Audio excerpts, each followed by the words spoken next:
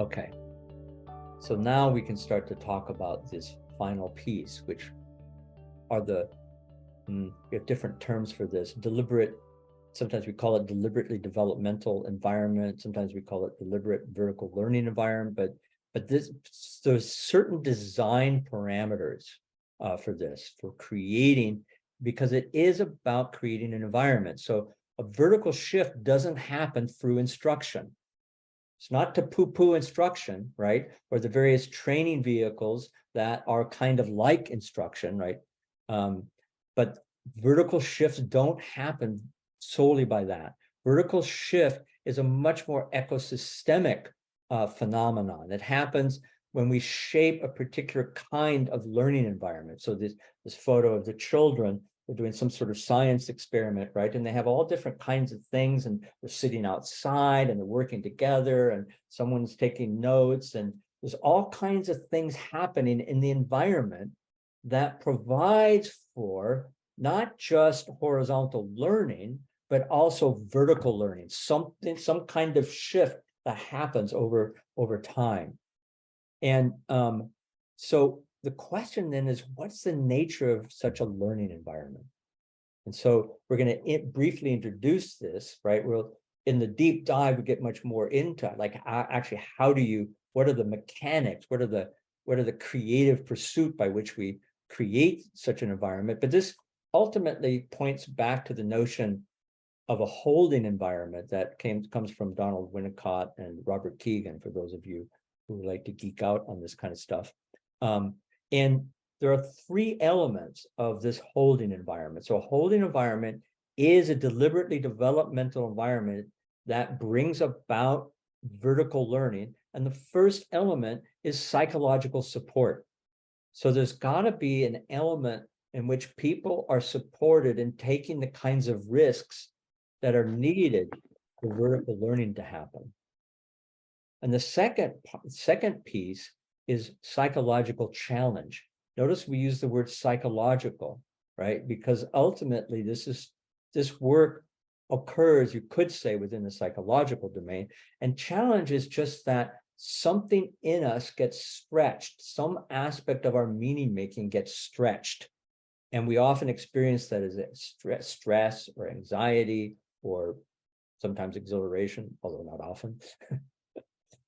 And then finally, learning tools that are designed specifically to catalyze this thing that we're calling vertical learning. Okay, so let's move on to kind of the second part, or the second dimension, or the second piece of this model, or this framework that's at the kind of the backbone of all of this, which and there are four meta design elements. So this basically extrapolates off of how are we doing, Lisa? We're doing great, but I just want to invite people to, as you do this next piece, especially to be thinking about, where have you perhaps already experienced an environment that has this element he's talking about? Because undoubtedly, throughout all the various things you've done in your life, you've experienced at least some of these elements, and maybe even all of them. So start to ground them in your own first-person experience. Absolutely, and that raises an important point, that I wouldn't say that any of this is stuff that we invented. It's more like we observed lots and lots and lots of instances in which vertical learning was happening, whether it was us facilitating it or us, actually being in it. Yeah. Us being the participants in it. Exactly. Yeah. Yeah. And so just starting to see what are the patterns, and there's a kind of a pattern language to this. And so ultimately this is about exercising a kind of pattern language that has been around really probably for eons. If you look at the great spiritual traditions and the sanghas, this kind of stuff has always happened, right? Great, spiritual retreats and all have these elements to them. And the first element is what we call heat experiences. And a heat experience is an experience that brings about an uncomfortable sense for somebody or a group that the way in which they're making sense of things isn't going to deliver on what it is that they're dealing with. As you just say that very colloquially, right? There's a phrase often associated with this, which is the term disorienting dilemmas.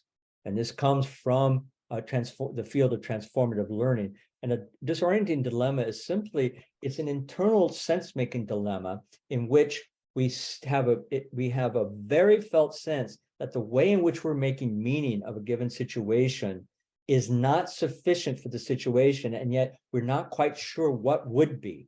And so we're in this sort of gap, and it feels like a dilemma. And it's oftentimes uncomfortable. So heat experiences, hence the word heat. Okay. Stretch practices. So they're a little bit like heat experiences, except these are practices that we introduce that have the effect of bringing people to a different kind of awareness, or maybe being able to step into a new perspective. Like, for instance, Lisa, I think of the great example of, what was that, the afternoon of day one of coaching agile teams. Some of you may have remember this course that Lisa and Michael Spade and I used to teach, coaching agile teams. And at one point, we invite people to practice what we call level 2 listening.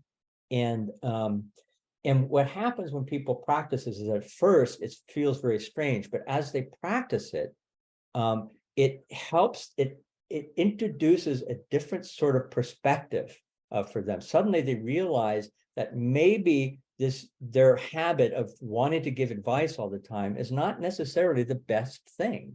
And so for many people, that's like an aha. So so that's an example of a stretch practice. And the stretch practice also is something that you can practice to get better at that thing that you are getting stretched in. Exactly. So that's how it's related to a disorienting dilemma. Disorienting dilemma is like, whoa, hang on. Beyond here, I don't know exactly what to do. And a stretch practice is, oh, okay, this is one little way I can start to enter that territory. Exactly. Yeah, it's kind of like building the new frame that the disorienting dilemma is wanting, piece by piece, through the introduction of stretch practices. Yeah. So these are all, these are all of a synthetic whole, right? The next element is the social container. So this works in groups. This is not a one-on-one coaching paradigm.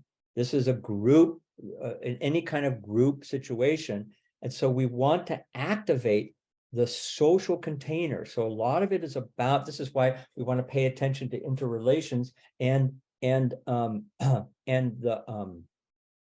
field.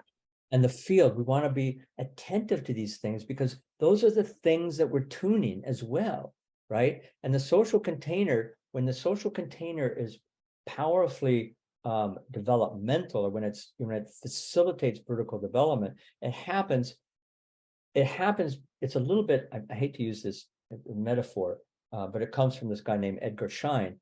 And he used to talk about how survivors of prisoner of war camps, they have developed a very close relationship with one another. And it's not to compare vertical facilitation with a prisoner of war camp, but people experience moments of discomfort. And when that happens within a social container, it actually makes it possible for people to experience greater sense of psychological support as they endeavor to engage in psychological challenges. And there are many other things that happen with the social container as well. And then finally, the bigger game, which Lisa alluded to at the very beginning.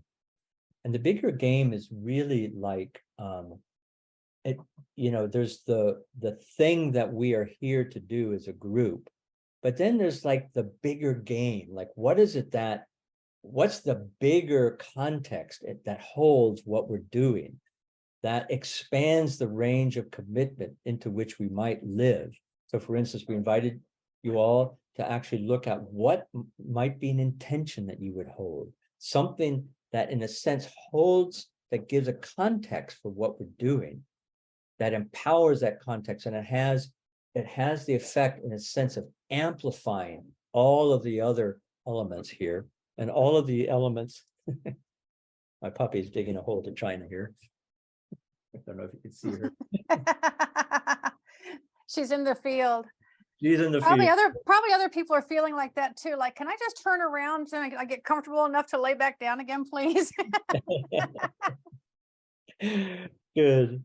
All right. Well, cool. So I'm feeling like I just want to leave it at this for now. And I don't know if we want to, maybe if we have time, maybe for a couple questions or comments on this. Obviously, we're opening up huge swatches here, and we'll get into it a little bit more in the next webinar. And then there'll be other materials that we'll provide. And of course, we go into all of this in great depth in the deep dive. Maybe right now, if there are any questions. I want to make a comment about how this group is doing. Yeah, So great. like, as I think about a vertical facilitation lens for this group, there has been a lot of support that has gone on in the chat. Talking specifically about what I'm seeing in the chat, lots of psychological support going on in the chat. There are a couple psychological challenges that have come out in the chat, and people have been so far not interacting with them very much, which makes sense because we don't have yet a really juicy and reliable psychological support aspect in our group. And in these webinars, we probably never will, because the intention is not necessarily to cohere as a group in these webinars, right? But when we get into the deep dive portion, like these sorts of things that are being brought up in chat now, much bigger issues that are very timely, those are the types of things that we can deal with and process as a group and learn at the same time. Yeah. So I think there's, I just want to make that point that we're always having to be choiceful about which of these elements are we actually activating. And I think that's, for me, that's the most important thing about the Vertical Facilitator program, is to help people become more conscious of what they're already doing. Yes. Yes. Help them become more conscious of the places they're not looking at all, and that creates a limitation not only for them but for the group they're working with, and then what stands in their way of adding those pieces in, because usually there are internal things for all of us that stand in our way for adding in those additional lenses. Yeah.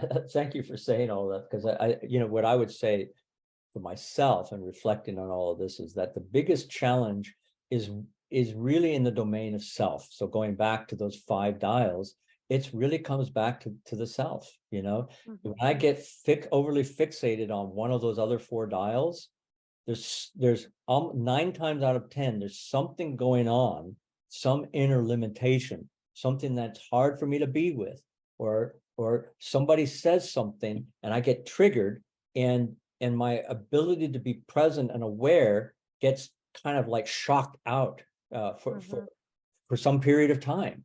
And so a lot of this is about noticing when we get shocked, when we get triggered, and being able to recover fairly quickly, to bring presence back. Because when we lose presence, there's no presence, right? When we bring without presence, we don't get presence. I like that though.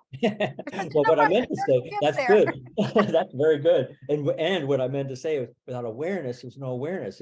If we're not aware of the awareness of what's going on, nobody is, right? And then it's like a sailboat, and nobody is managing the sails, and the sailboat will go someplace, and it might actually go where it needs to go, but it'll be surely by accident.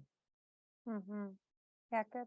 So remember these like 2 major threads here. One thread is how to design environments for vertical facilitation. That's the stuff Michael has just talked about. And the other is like in the act, in the moment of vertical facilitation, paying attention to those dials. And in the center of all those dials is yourself, which is essentially the main instrument of your craft.